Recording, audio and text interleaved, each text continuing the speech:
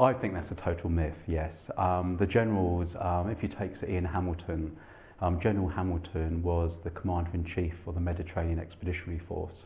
So he was in charge of the whole of the British Army, the French and the Anzacs as well, the Australians and New Zealanders. And he was a very, very intelligent officer. He had served in virtually every single British campaign since the late 1870s.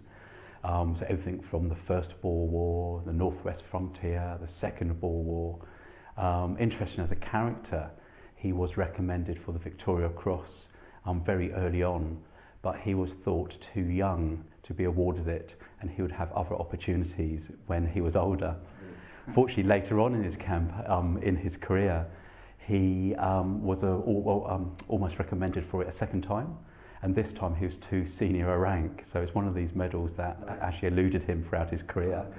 But he was actually, you know, it's a case, he might have had a great pedigree, but of course he was replaced at the end of the campaign. He was replaced. So on paper, you know, his CV would have looked fantastic, and you know, real high flyer.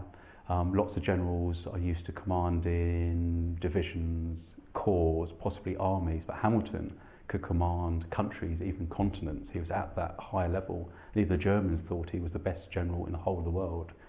Unfortunately, what's good on paper doesn't always cross over into what's good in exercise, what actually happens on the field, on the ground.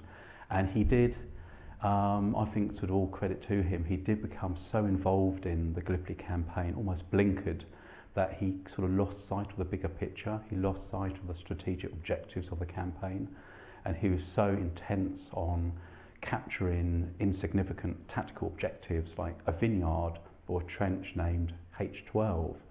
What tactical importance is that?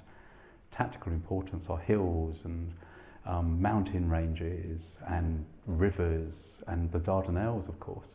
And it got downscaled so much that, yeah, he got blinkered. He couldn't see the wood from the trees, and eventually the government replaced him with a different general.